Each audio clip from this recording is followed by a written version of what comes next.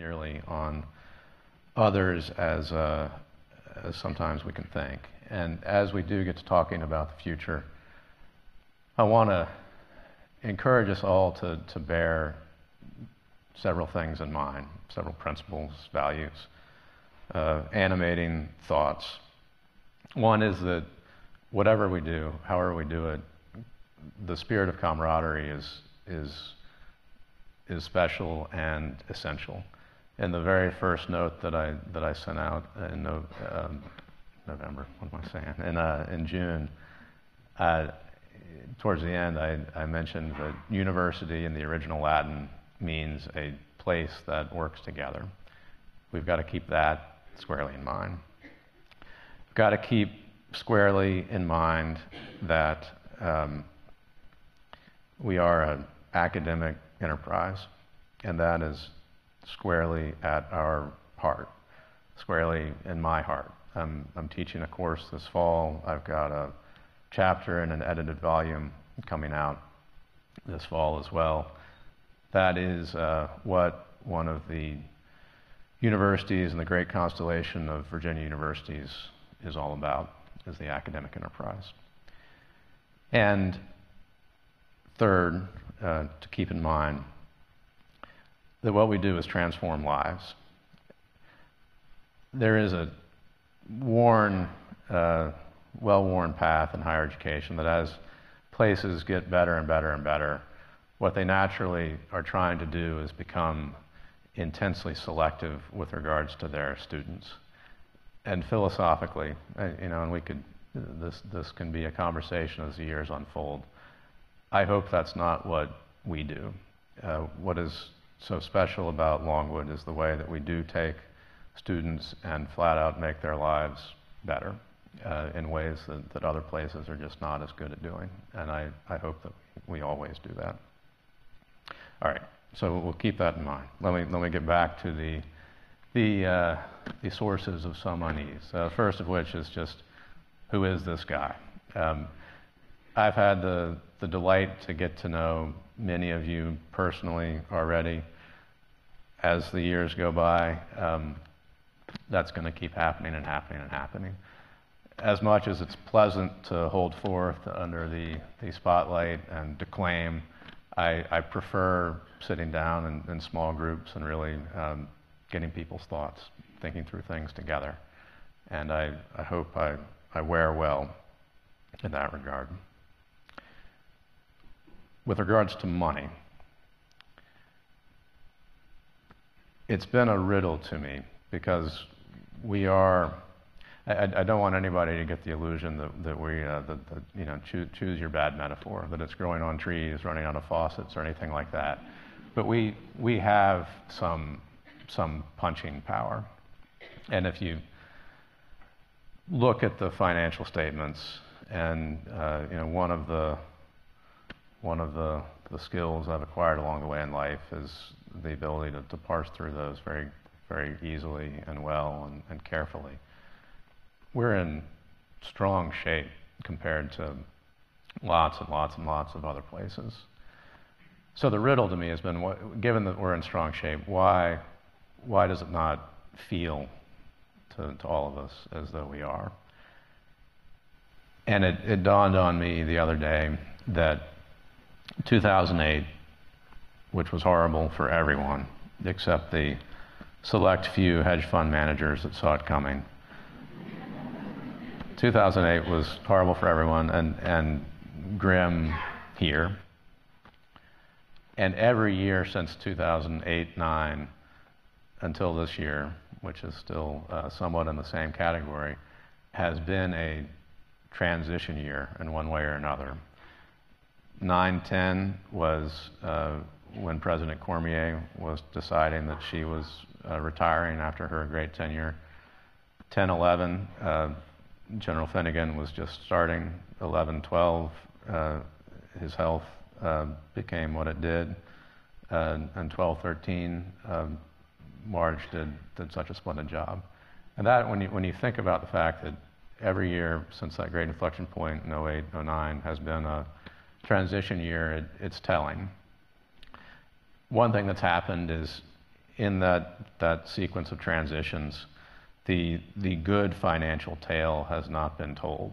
I imagine relatively few of us are focused on the fact that in that period, our endowment has far more than doubled. That's a striking thing. And when you look at our endowment of roughly $45 million and our reserves of roughly 40, that's $85 million.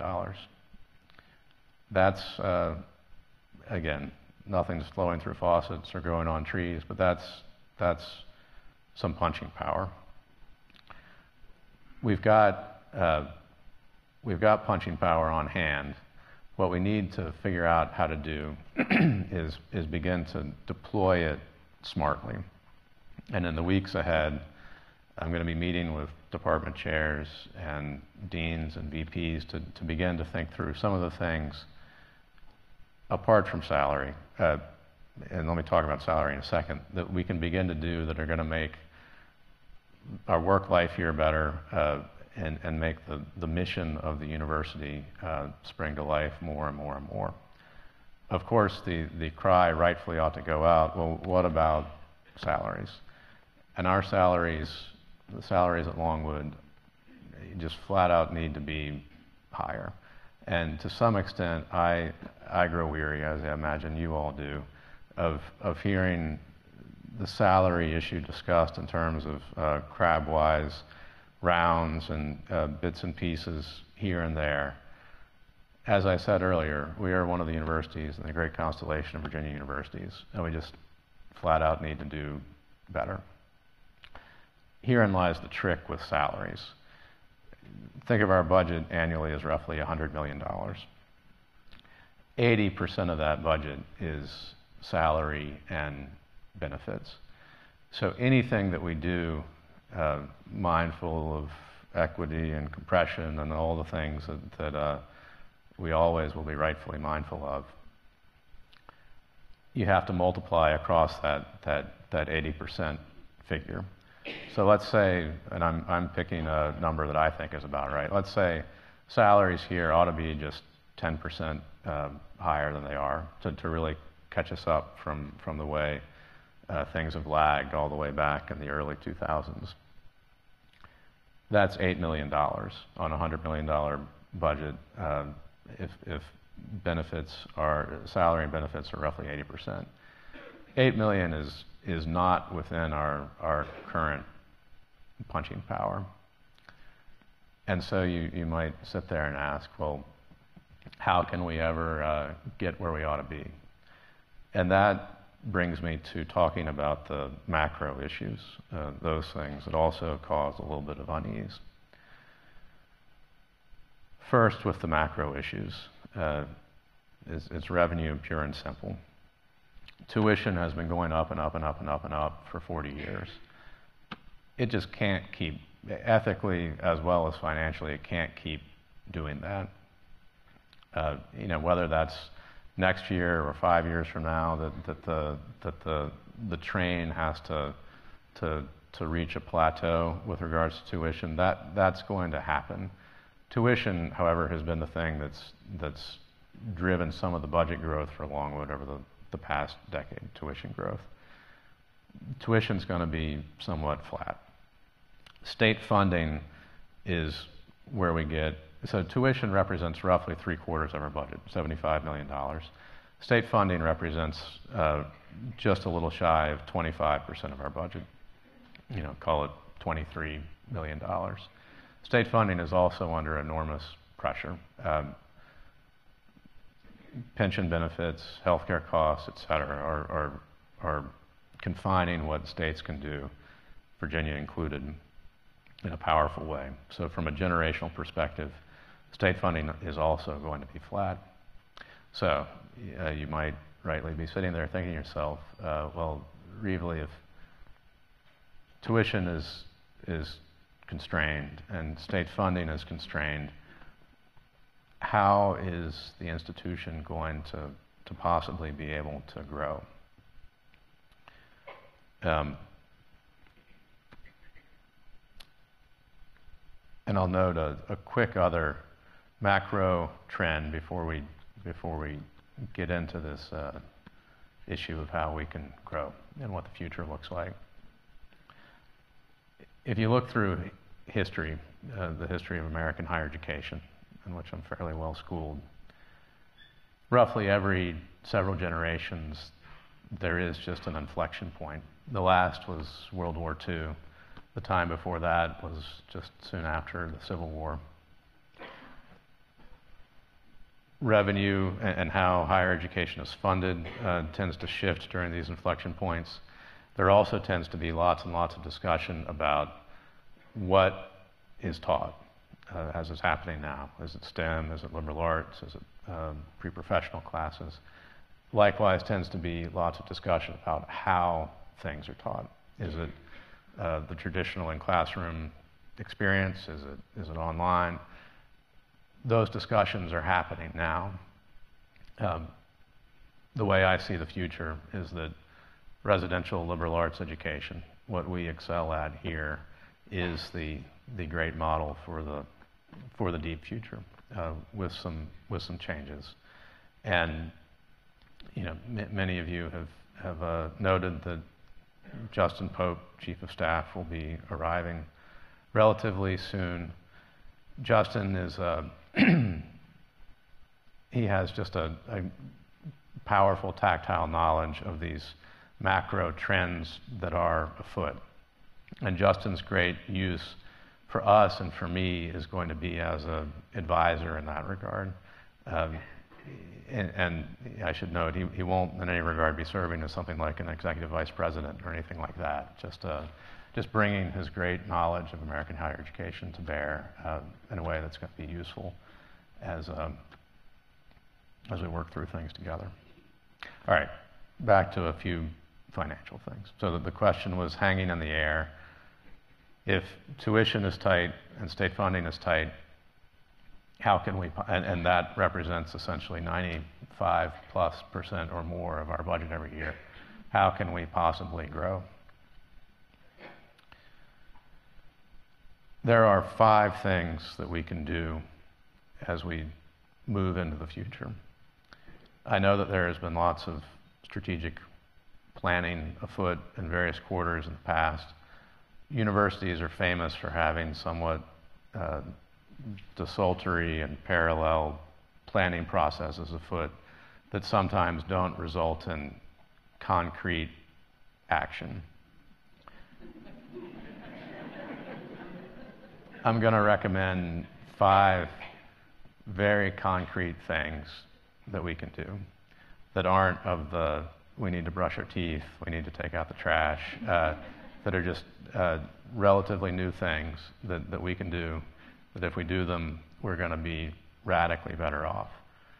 The first of them, and many of you have heard me talk about it, is focus very, very intently on the retention and graduation issue. Right now, our 6-year graduation rate is roughly 65%, 66%.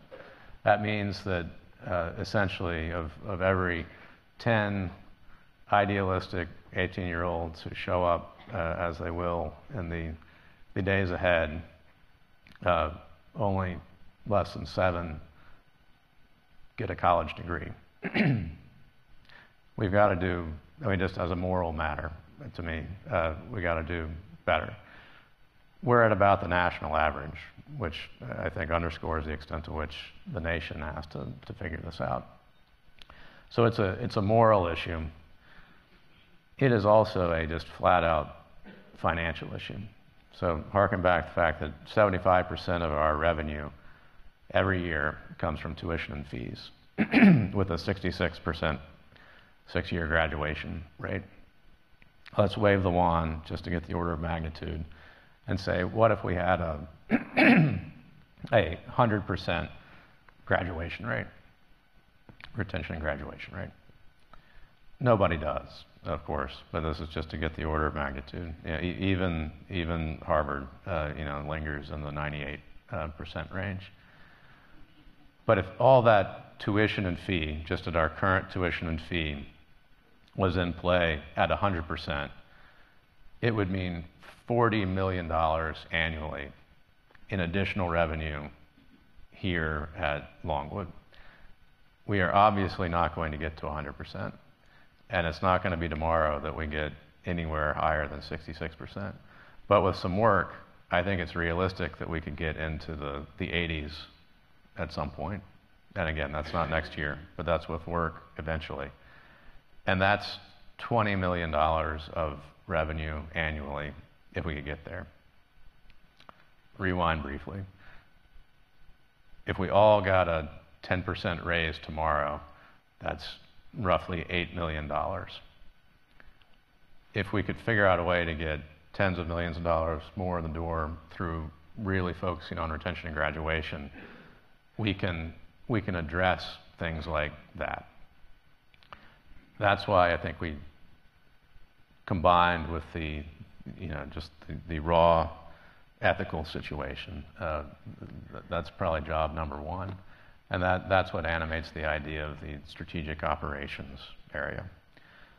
Second thing we can really do for the future in the state of change in higher education is get fresh eyes, all of our eyes, give it a fresh look at gen ed. It's been, close to a generation, more than a decade since gen ed has really gotten a review, and we're probably poised to be able to come up with something special if we really think about it. One of our expertises here is how to, actually how to educate. So if we really train our brains on how to make general education for the 21st century really, really right, I think it's possible that we could come up with something that honestly could be a model for the country. Third thing to do is just meat and potatoes marketing and communication. One of the 100 oldest universities, colleges in the country, third oldest public university in Virginia, needs to be better known around Virginia, around the country. It's mostly just coincidental that in the several months since I've been around, that the Washington Post and the Richmond Times-Dispatch and national CBS News have been paying attention to Longwood. But we need to do more and more and more and more and more of that. Fourth thing we need to do, people need to be here on campus, alumni, visitors, friends. There needs to be just significantly more foot traffic through campus. When people get to Longwood and see Longwood, they love Longwood. It's almost as simple an equation as that. But we need to be getting more people here. And that, frankly, drives a great deal of philanthropic and state funding. When people see this place, get to know you all, see the potential here, they want to help.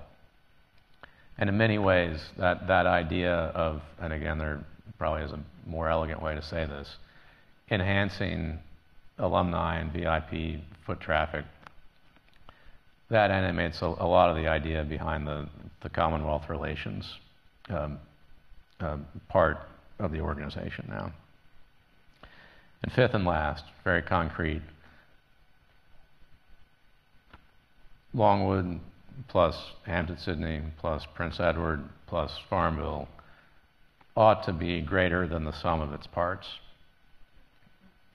I don't think it is right now, but I think it can be. This is a wonderful community, a wonderful region, and we Longwood can play a great role in making it better and better and better. And ultimately, our prosperity and the region's prosperity are fully intertwined with one another. So, retention and graduation, gen ed, marketing, foot traffic and funding, and improving the region, all the while mindful of the wonderful spirit of camaraderie that we have, the fact that the academic enterprise is at the heart of everything we do, and that ultimately what we are doing is transforming lives, not as we reach more and more for excellence, listening to the siren song of higher and higher selectivity. Instead, we're transforming lives. I think if we do those things, do them that way, in time, the emotions of hope and unease are going to distill and transmogrify and harden into determination to do great things here at Longwood University. All right, with that, let's have some questions. Okay, am I on? You're on.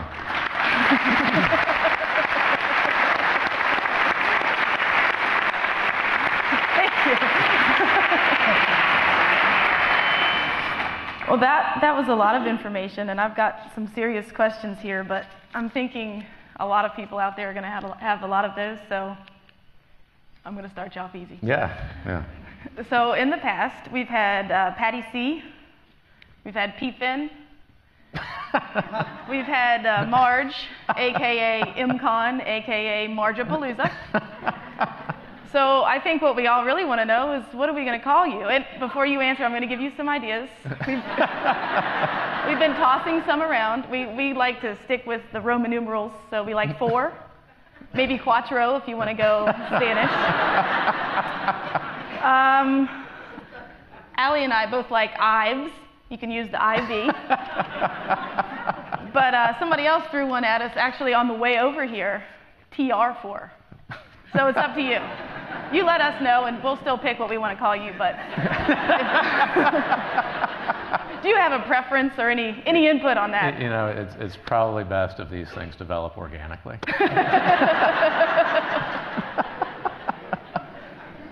All right, you're up. Yeah, well, I wish I would have given more thought to what socks I was wearing.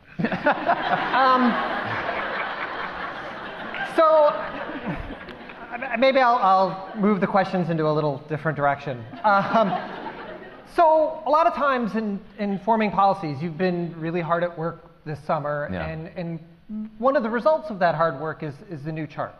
So I'm wondering about the strategic operations section and how, and the interplay it has with academics. Yeah. So there's sort of short-run trade-offs, long-term opportunities.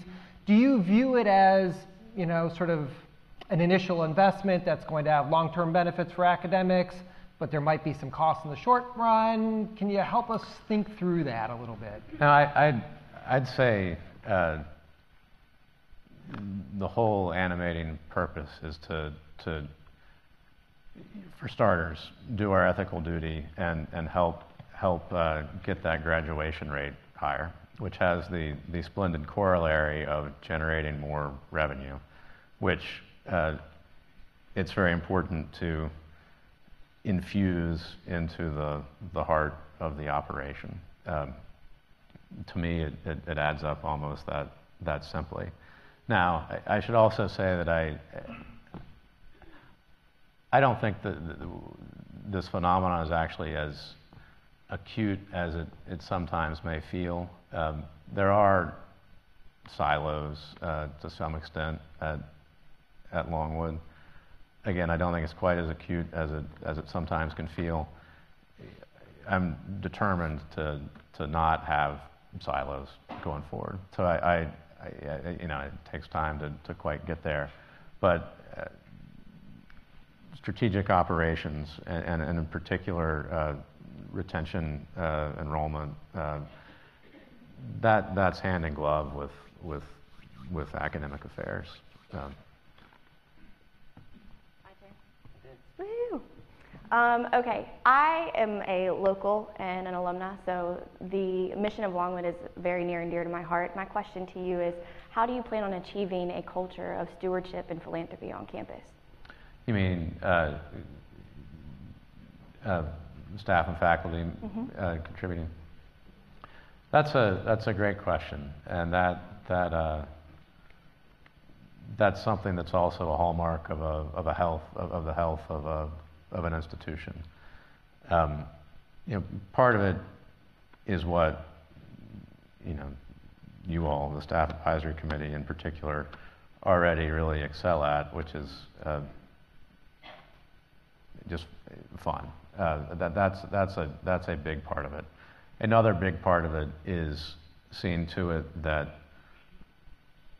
the mission of the place and the prospects of the place are something that people feel passion for, feel in their bones. When we all together can look out and see that we're on the move and doing good things, I think that fosters a desire to give. And I'll also say I took a close look through the end of financial year FY giving and was really touched to see the number of faculty and staff that already support Longwood philanthropically.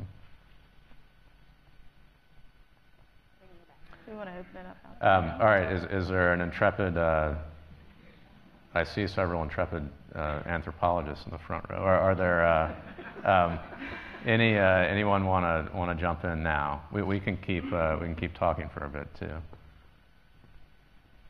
You got one over here. Well, Okay. So when the courageous ask, I will repeat the question. I'm Naomi Johnson with the Communication Studies Department, and you've talked a lot about retention being an important goal. And I'm wondering if you can outline, I know currently across the university, if we're looking at silos, I don't know that we're all necessarily aware of all of the opportunities that are available to us to work with students to increase retention, and then also what concrete plans you have so far to further those efforts in terms of retention, Yeah. especially for students who are economically disadvantaged, Yeah. first-generation students, and more non-traditional students. Yeah. So the question is,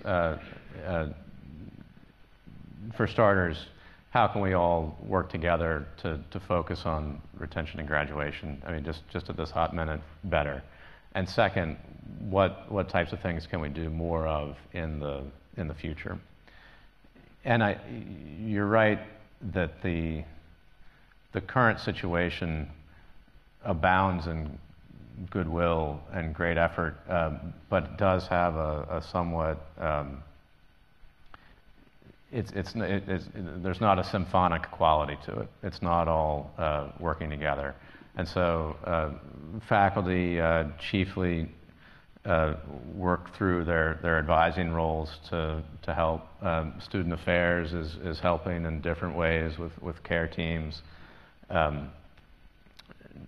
Jennifer Green and her team are looking through things, through yet another lens.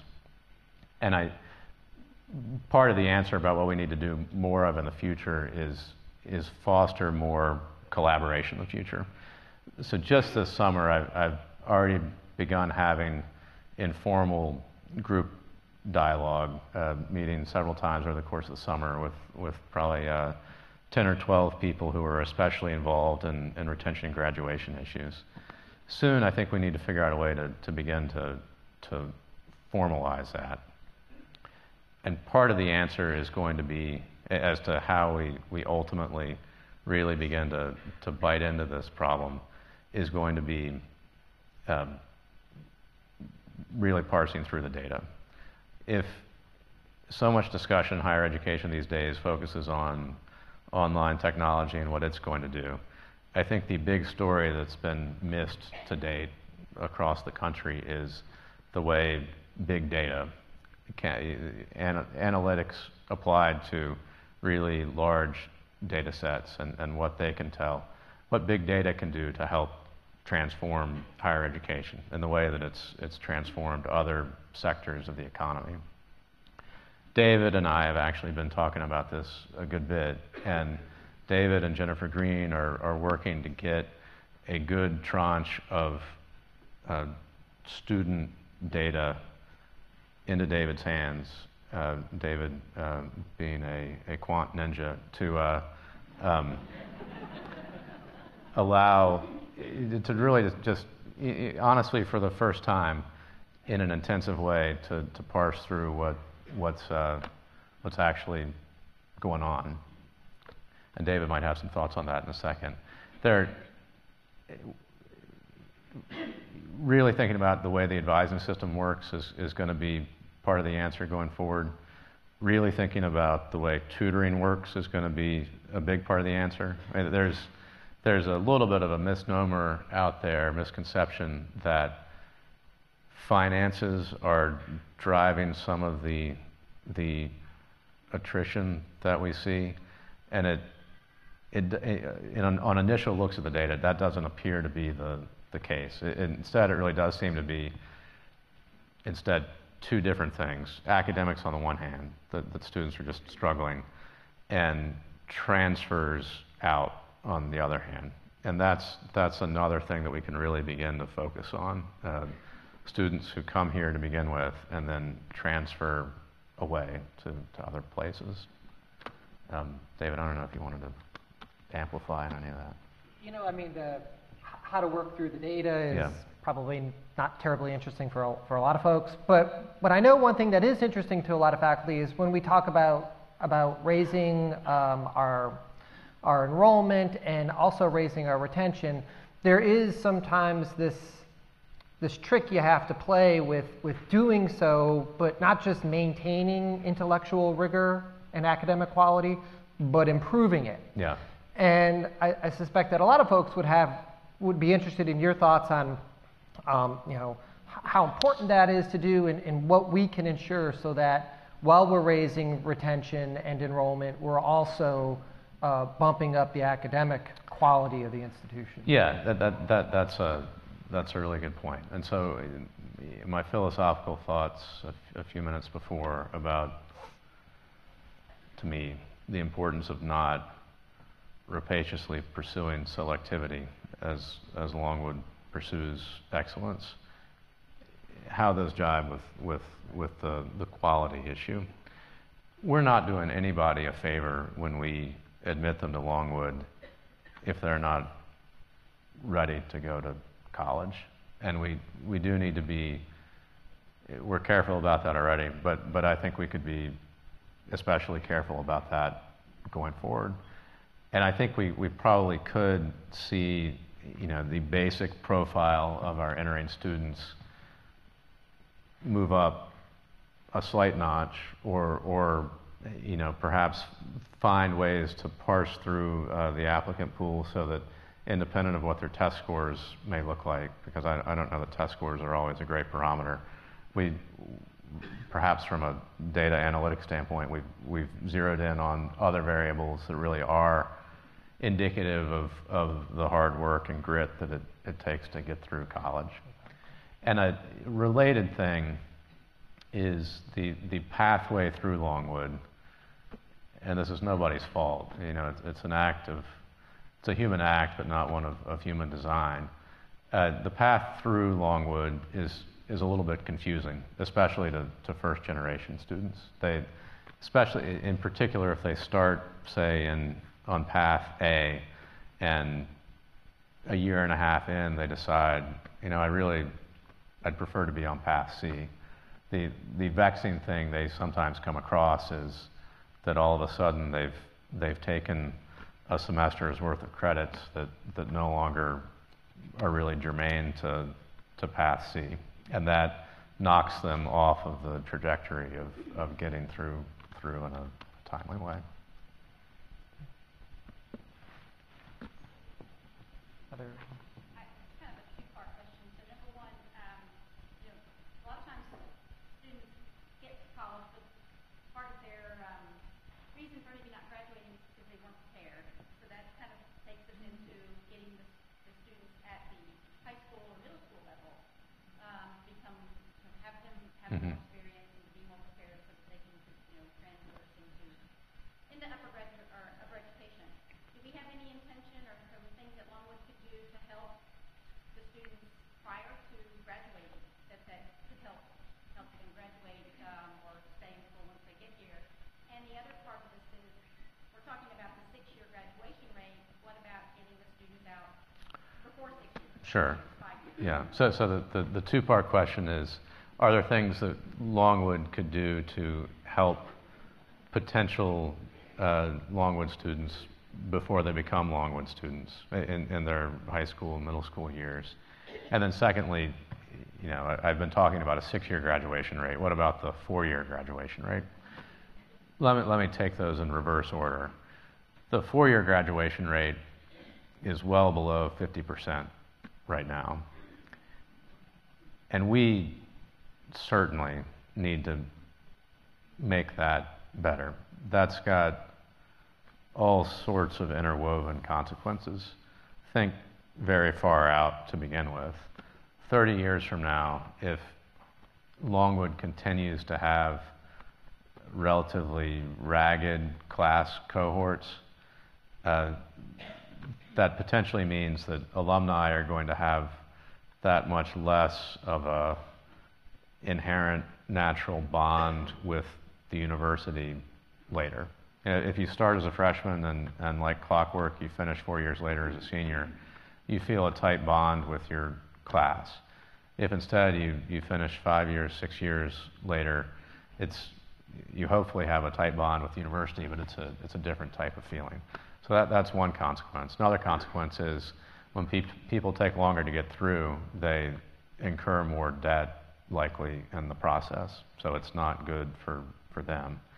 So yes, 4 years really ought to be the target. But I think it's going to, and this certainly is going to bear some thought as to how exactly best to do this, whether to really zero in on trying to make 4 years the standard right out of the gate, or alternatively, really zero in on trying to see to it that people get through in 6 years, because they're slightly different things to do, and it does bear thought as to, you know, which way to put the emphasis.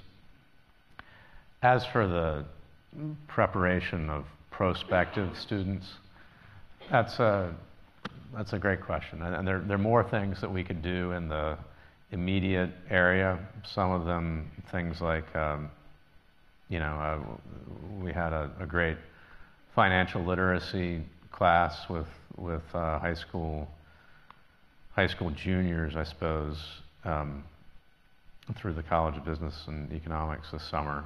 That would be a somewhat good example. But those who are in the near vicinity, it's a little bit easier to do that with.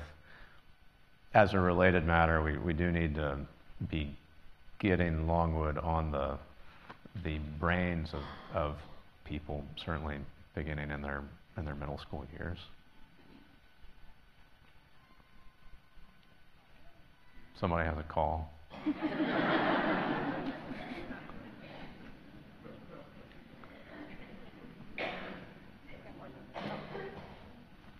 Hey, Janine.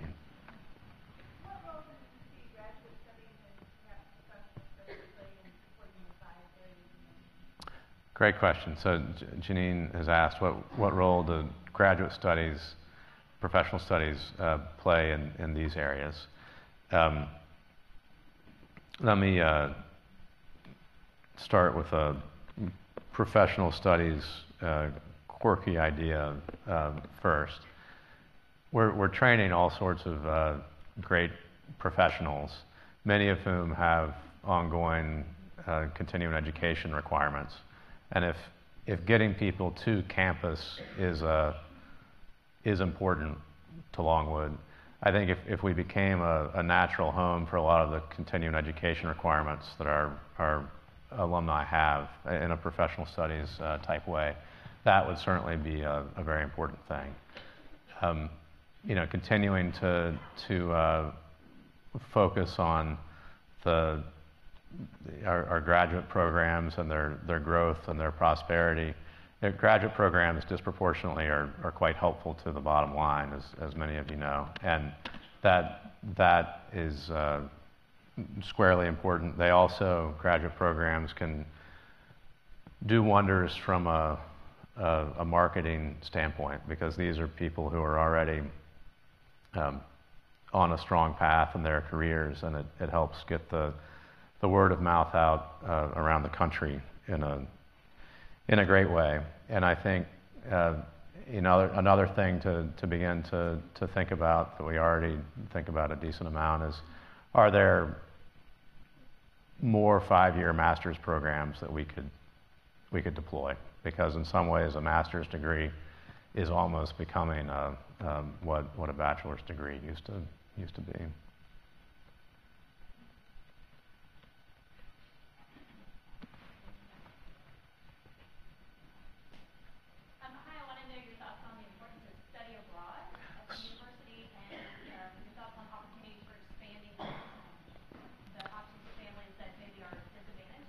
Yeah, so study abroad, that's something that's very close to my heart. I had a really wonderful experience studying abroad in college. And it's, it goes almost without saying that we live in a world that is smaller than it used to be. And if we don't do a good job of getting our students, Gen Ed may well be a relevant piece of this equation, focused on the small world that we live in, and the rich experiences that people in other countries have. We're not doing justice by our students. So I'd like to see us emphasize that more, and such a in my eyes, a very beneficially disproportionate number of our students are first-generation students who have even more rarely had the opportunity to travel meaningfully. It's one of the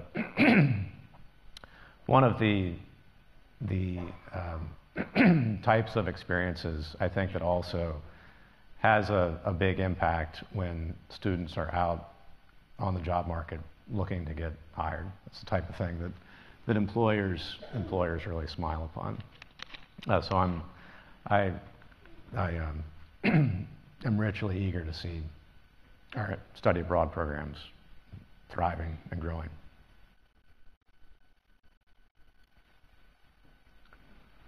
Any thoughts on the internship programs? Sure. Employers, if you parse through some of the surveys and information that the higher education universe has been gathering about what employers look for, there's this higher ed has a wonderful zoology of jargon, and one of the jargon words that's useful is high impact experiences, and that employers are really looking for those things, like freshman seminars like the LSIM, capstone programs like research, study abroad, internships. Employers see these as informing the kind of mindset, critical thinking, and ability that they really crave in employees. So that the more and more and more that we can get our students into good internships, the better. So that's something that's certainly important over the years ahead.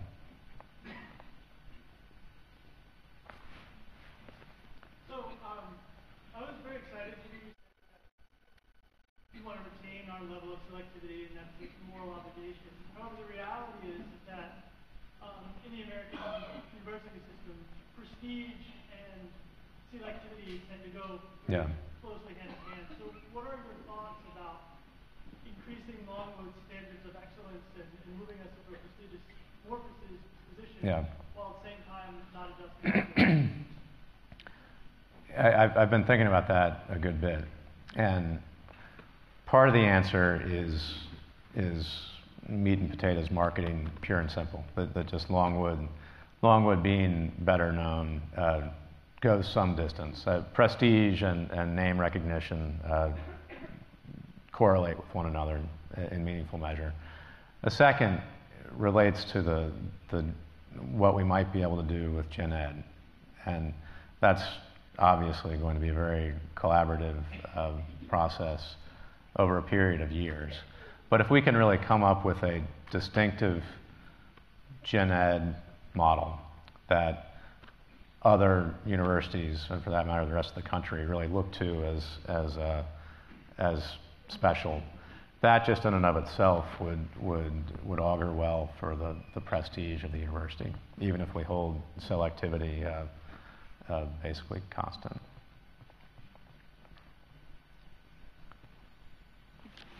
Oh. Good morning. Just to switch gears a little bit, Yeah. I want to first welcome you. I am the Thank you. coordinator here, and I wanted to know, just when you're not counting calories, what do you like to eat? A good question. I've been. It's a two-part question. So. Oh, it's. You're going to the gym afterwards. I've been fed like a prize cow this summer, so it's. I need to be at the gym. I need to be at the gym. Yes, you do. That's part of my second question. I'm basically omnivorous though. Try to eat somewhat healthily most of the time, but I pretty good discipline in most regards. But if a plate of fresh chocolate chip cookies is in front of me, all discipline breaks down. Second part of the question, I see Dr. Pearson every day at the facility. When can we expect to see you over there? What do you like to do?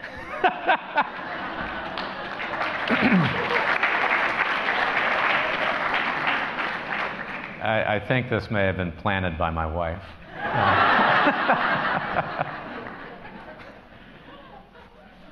I'm getting Second week. technical instructions from the back. Am I doing okay, Wayne? What's that? We could not hear the question. Oh, I'm sorry. We couldn't. I didn't repeat the question. So I'm sorry. The question, which I answered, so you'll just have to do some kind of puzzle in your brain, is what do I usually tend to eat when left to my own devices, and when will I be going to the gym? That second question was the one that I think was planted by my wife. You didn't answer it.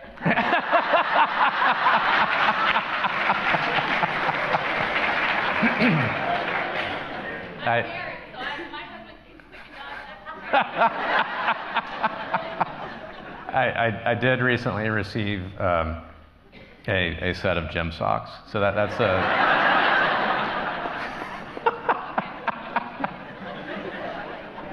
Soon. You'll see me on the climbing wall. Zoom with you. We'd love to. I'm stopping.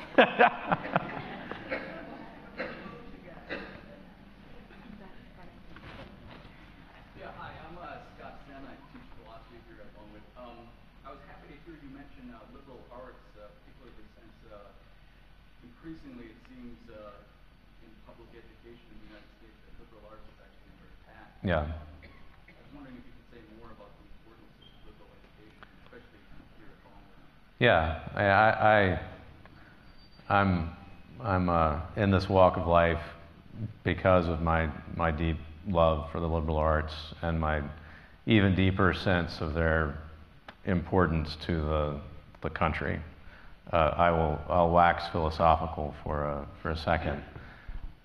There's a reason that many of the iconic figures in American history have focused as much as they did on education. If you think about Jefferson or Washington, who was the first American chancellor of William and Mary, or Madison and his involvement with Princeton and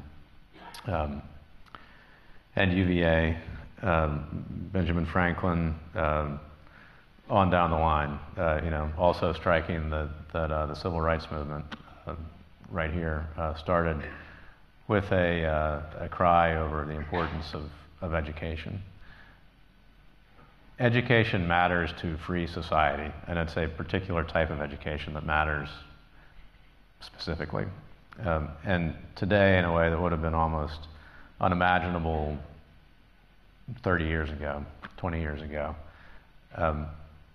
There is open debate in some corners of the world as to whether democracy is the best form of government. You know, as America and Europe and the West stagnate economically, to some, you know, in some eyes culturally, nations look around and they see China, other nations in Asia, some in Latin America, really prospering, not on a democratic model. And the great danger over the long run, if we do not educate our citizen leaders with the liberal arts, is that over time, democracy is what they are less marinated in. They just haven't, in their college days, thought about the great ideas and things like what form of government is appropriate for humanity. If we were to ever veer to as a country, to a purely technical form of education, there really would be consequences. And you can think about it this way.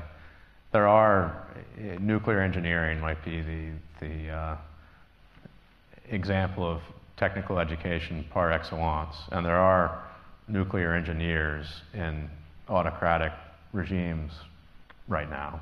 There are not great humanities scholars in autocratic regimes right now. And so looked at from a big philosophical standpoint, that's why the liberal arts matter. You can look at it from a more practical standpoint too. It's just utterly the case that exposure to the liberal arts, as well as exposure to pre-professional training, are what foster the habits of critical thinking and communication skills and all the other qualities that employers crave as well.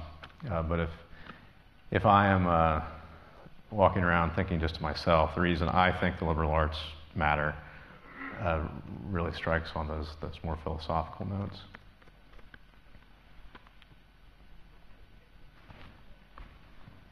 For the past several decades, Asia has coveted America's excellence in the cultural arts and education, in the fine arts, music, theater, and art.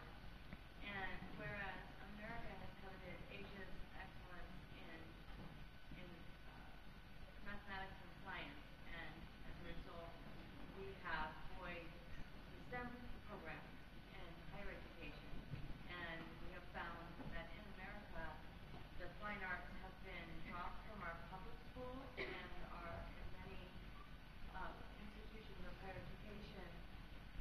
Those departments have been reduced to service departments, unfortunately. And I was wondering if you could speak to that trend and what you feel is important about the fine and performing arts in an education. So the question, and I've been forgetting my emceeing manners, that the question is, over a generation, interestingly, China and other Asian countries have begun to crave American-style education in the fine arts, while simultaneously America has begun to crave the focus that is often in Asia on science, STEM. What in an age here in America where STEM is prevalent, what is the role of the fine arts in college education? And I would say that STEM is relevant. The fine arts are intensely relevant too. And the great glory of working through Gen Ed together in the years ahead is to come up with a way to make all the puzzle pieces fit. And it's not always intuitively clear right at the start how to make all of the puzzle pieces fit. And that's for good reason. And there's been an absolute explosion in a wonderful way in human knowledge over the past 2 centuries. 2 centuries ago, there were still people roaming the earth who thought to themselves, perhaps rightly, that they had read everything that there was to read. Westerners, they were ignoring. I mean, I'm sure there were people in the East that wandered around thinking the same thing. It's impossible to accumulate that kind of breadth of, I mean, beyond impossible. Even within a particular discipline, it's impossible. That's at the root of why it's difficult to think through how a curriculum and a gen ed curriculum ought to fit together. But the fine arts are, I mean, I had the great luck to have lots of exposure and training in the fine arts along the way, and just as the liberal arts foster that breadth of human understanding, the fine arts specifically do too, and I see them as a essential and consequential piece of Longwood's future, certainly, and I dearly hope the country's future. Longwood has made a considerable investment in athletics in the last few years, and I think an important one, and it's changed the spirit of the campus in many respects, and certainly in some respects we hope. Remember when Ray Graskow came back from the NCAA meeting saying, presidents see this as a vehicle to market an institution. It's not just about playing ball, the gym house, but it's really a lot about one of the goals that you have in terms of, I'm wondering, how do you see Longwood in athletics playing in that role of marketing our visibility nationally? Yeah. So I say all this as a former Division I student athlete myself. Troy and I periodically will put the pads on and go out and do some drills together. You don't need to go to the gym. Hey, that's what I've been doing, not rather going to the gym. Yeah, I'll take Troy.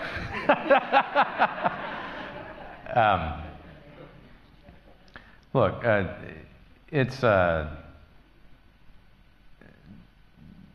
athletics are, it's not accidental that many people who go on to have meaningful careers have had a meaningful background in athletics. Just from a pedagogical standpoint, athletics is good for the soul and good for people's character. One quirky fact that is maybe meaningless, but still nevertheless interesting, is thinking about Longwood and athletics. Think about Longwood's age. If you take all of the, Troy and I have talked about this, if you take all of the 330-odd Division I schools and put them in order by age, oldest to youngest, Longwood is roughly the 45th, 50th oldest Division I school in the country. That's a remarkable thing to think about. And if you look at the 45-odd schools that are all older than Longwood playing Division I, they are all household names across the country. And if you look at the 15, 20 after Longwood, they're likewise household names across the country. So Tim, you asked, I really have been bad with my manners. I didn't repeat the question. Tim asked about the role of athletics in marketing for Longwood. And that shows us some of the room that we have to run from a marketing standpoint. It's just indisputably the case that success in athletics brings beneficial national attention to a university. VCU is a very close neighbor that's benefited from that very recently. And something we haven't really talked about is that our mix of students, all students, is overwhelmingly just from Virginia. 96% of our students are from Virginia. As we begin to build a national profile, athletics being a key element in doing that, if we could bring more students from around the country in my opinion, that likewise has pedagogical benefits. Just as study abroad is good for people and exposing them to different things, getting to know people from different parts of the country in your college years is a good thing. Like other good things that are good for the soul, that would also be good for the bottom line. If we had more out-of-state students paying more out-of-state tuition, that helps a good bit. So athletics, if we, Troy actually promised that we were going to win at least one game in the NCAA tournament this spring, and when that happens, it'll be very good for Longwood. Up in the balcony. Quick question. Yeah. Two-part question. Local community college. There's no roadway to Longwood through a community college. As an active student with a community college, Yeah. my degree is going to be owed to me in the university. Yeah. I like Longwood. Yeah. But right now, they're Nova, Southside. They kind of chuckle when you mention Longwood. Why is that? And the second part, parent of a student here, spent the last 2 days fighting for him to get back into the senior, and it turned out to be a mistake on Longwood's part. Yeah. It shows there's a lot of confusion in the front office part retaining kids. Yeah. Very frustrating as a parent. And he's going his 5th year because of class schedule. Yeah. Yeah. So the All this profession from 9 to 4, nobody wants to teach except in that little bit of time frame. Are we addressing that? So the question is, at root, how can Longwood have better relationships, continue to improve its relationships with the community colleges, so it's an easy path from community college into upper class years at Longwood, and more broadly, how do we go about continuing to work on some of the ways that the path through the various curricula at Longwood can sometimes be confusing. And the short answer with both is that we do need to do more, and that in particular when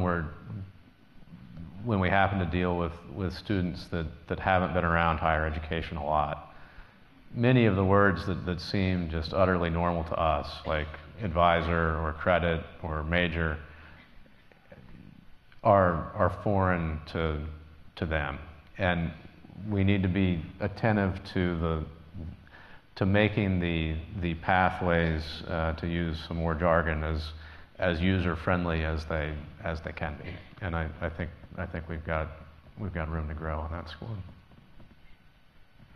I just want to comment to that. Yeah. Mistakes a lot of people not know this. We are going to be offering a partnership with them with their courses in the evening here at Longwood, which is a great initiative, and we are currently working with the Southside to develop a 2+2 program. So those are things that are in the works and really positive for us. Yeah, so Vicky's pointing out that we're going to be offering some classroom space for community college classes, and we're developing a 2+2 program. So the strides already have been meaningful, and I wouldn't myself necessarily characterize the relationships with the community colleges as anything other than good, and that everybody's looking forward to doing more in the future.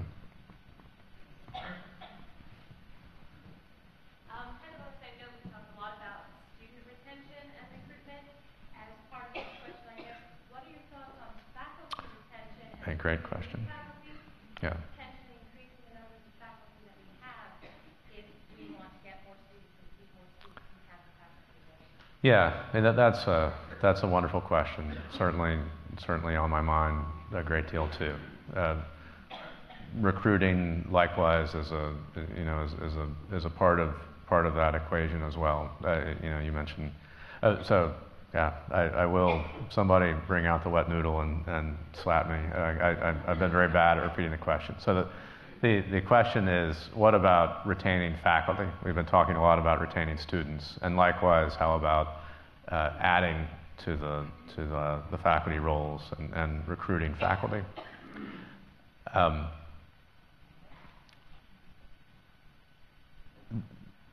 Longwood plus Hampton-Sydney plus Prince Edward plus Farmville is a part of that, and making this region really making sure that it offers the things that faculty, as they're moving through their careers, want and need, is one important aspect of this. Another important aspect of this is the salary issue. I mean, just plain and simple. And we are going to do better on that. And I think the beauty of, to relate faculty retention to student retention for a second, the beauty of really focusing on student retention is that is an issue that's squarely within our hands to work on. We don't have to persuade anyone else. We don't have to persuade the General Assembly. We don't have to persuade a grant maker. We can just do a better and better and better job year over year in retaining students. That drives revenue. That allows for salaries to get where they ought to be. And I would say that there are plenty of other things too. The compensation task force report is something that my literary tastes tend to run to other things, but I've read the compensation task force report a lot, and workload, research, sabbaticals, all of those things bear our focused attention too. I mean, we just flat out need to work on those as well.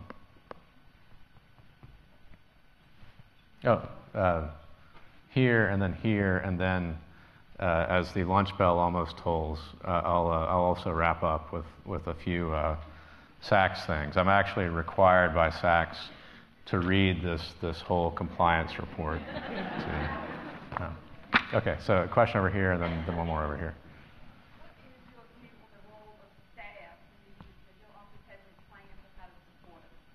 Yeah, I mean, I hope it I do need the wet noodle. So the question is, everybody will have to rise up as a chorus and remind me to repeat questions. The question is, how about staff, and what about supporting staff? I hope it says something that I've spent time with the staff advisory committee already over the summer, that Hannah and Allison are up here with me. We are a university, all of us together, and just as retention relating to salaries and the prosperity of the community is relevant for faculty, it's intensely relevant for staff. And I think some of the same types of things in the compensation report, things like recognition events, recognition awards, and just seeing to it that we continue to foster this great spirit of camaraderie. All are important to me and important to the place together. All right, a question seemed like it was lurking. Here we go.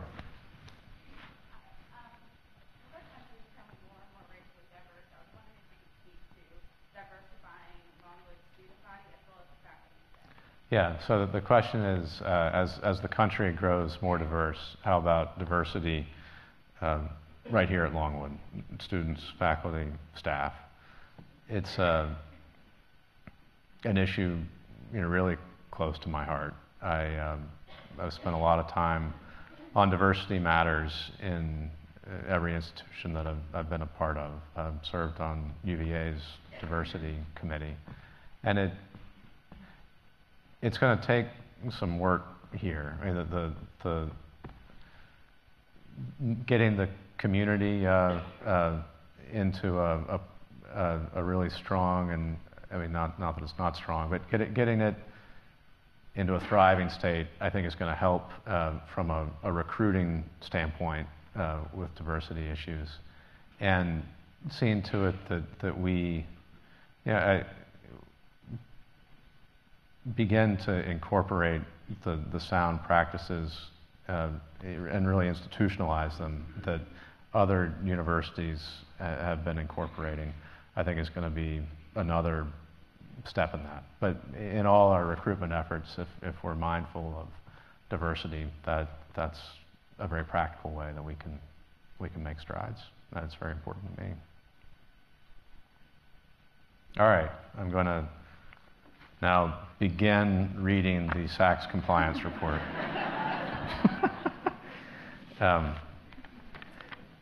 So let me talk about SACS, then talk about some of the construction issues, and then talk about admissions for just a second. Very cognizant of the fact that I stand or sit between us and the raffle and lunch. So SACS first. First thing about SACS is that it these days prefers to call itself something else. It likes to call itself SACS COC for complicated reasons. SACS doesn't actually. SACS also accredits private high schools, and so it's the Commission on Colleges, which is the Commission on the COC part of the name that is the group that we are dealing with intensely, and I've dealt with SACS a lot over the years. So SACS COC. First, how many of us sitting here have been working on SACS things one way or another? How about just a show of hands? Lots and lots and lots of us. Our fearless leader is perched right here to answer questions. Virginia Kenman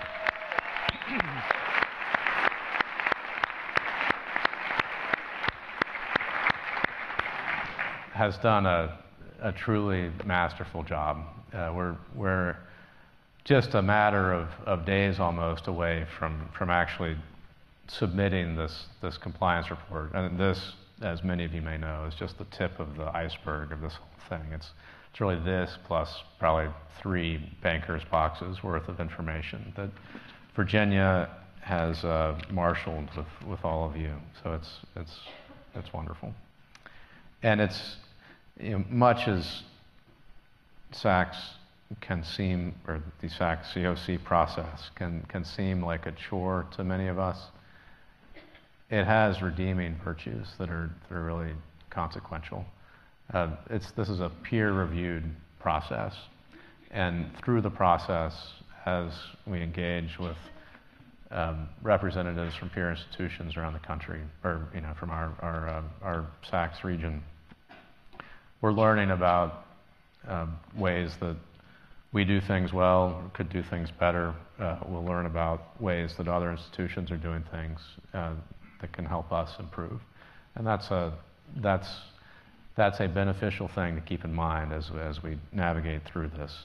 So, September we submit this thing, then a committee of peers looks at it, gives us some comments. Then in February, we respond to any comments that they might have. We also, in February, submit the Quality Enhancement Plan, the QEP, which many of you have been toiling over as well. I don't know if Mac and Kathy are lurking here anywhere, but Kathy Roy, Mac Amos have been crafting a focus on student research, which is going to be all to the good for us. If a few minutes ago I was talking about the importance of high-impact experiences for students once they're out on the marketplace, student research is certainly a great example of that.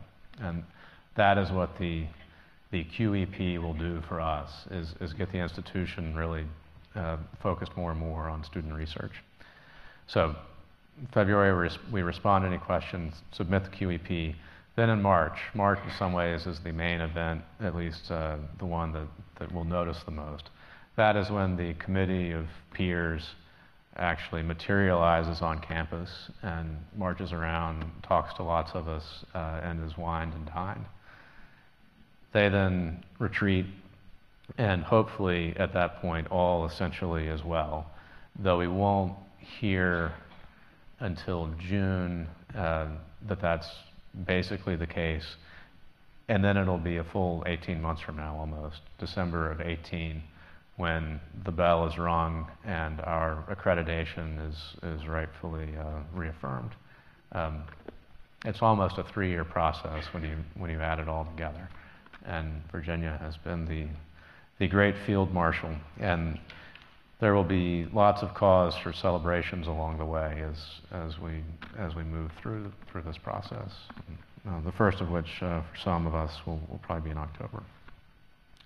Second, let me talk about construction issues. And just like Saks, this is something that all well in the works before I ever materialized myself on the scene.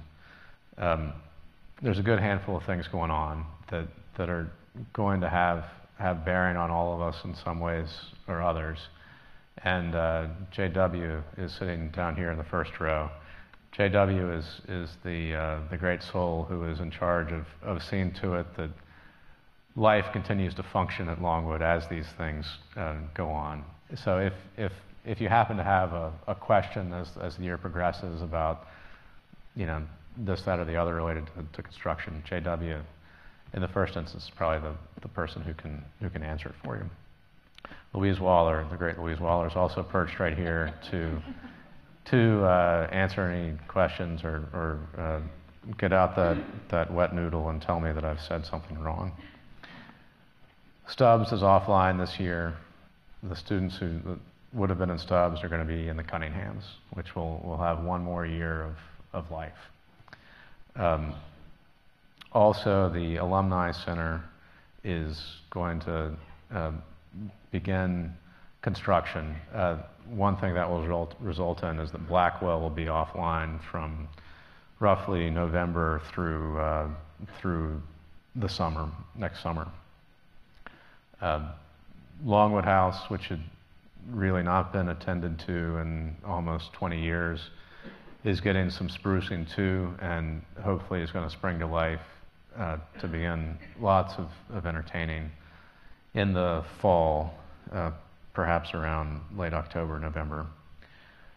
Willett, and I know Willett is consequential to so many of us, its HVAC system, as many of us know, is unhealthy.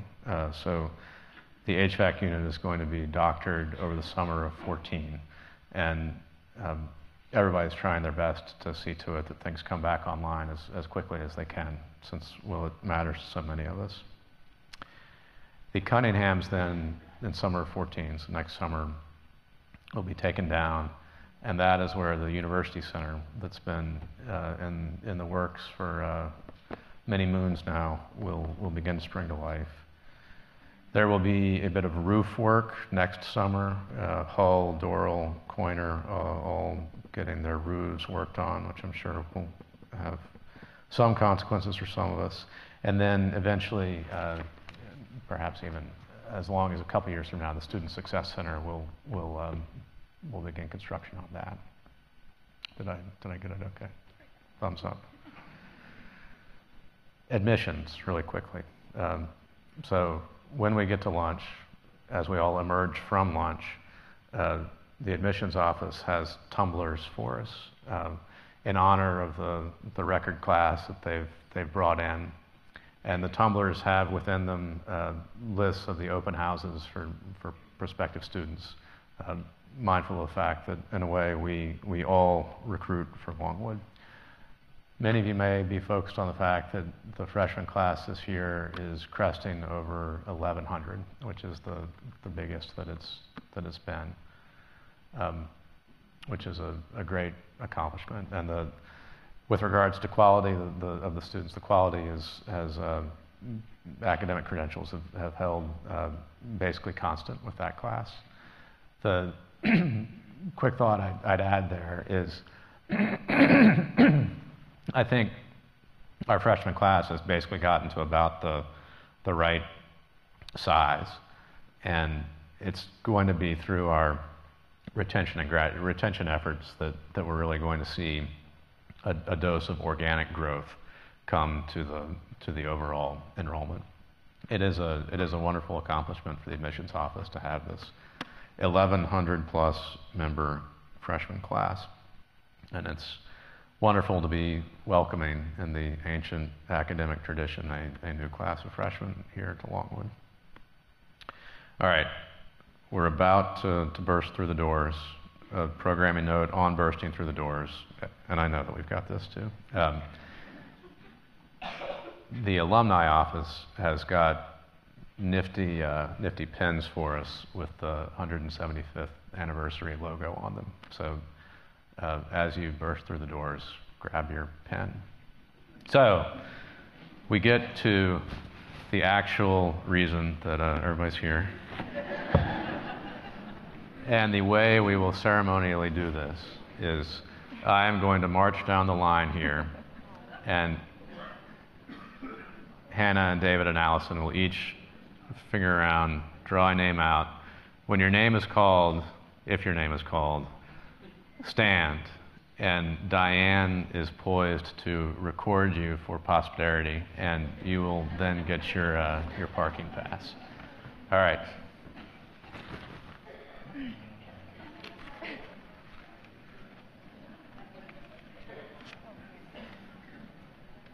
Do I get to read the name? Am I on? Hannah, Okay. I think you cheated. I think you cheated. That's not the name on the card. It is. It's I was trying to All say right. that she had drawn her own. First, I name. have to give a quick shout out to Colsey because I said I would. Hi, Colsey. Okay. Marianne Congleton.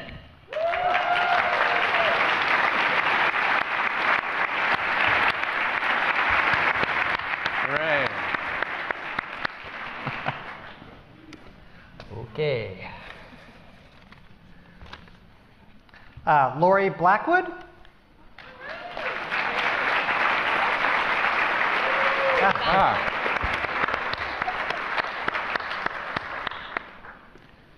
Okay, no pressure, right?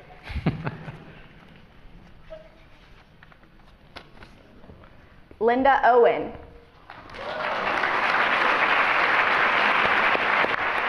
Linda here. Where's Linda?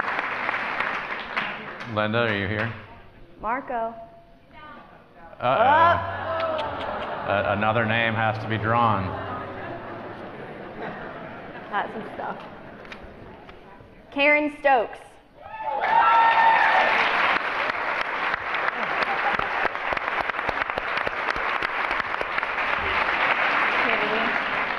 Okay, we can consider ourselves presidentially welcomed. Thank you.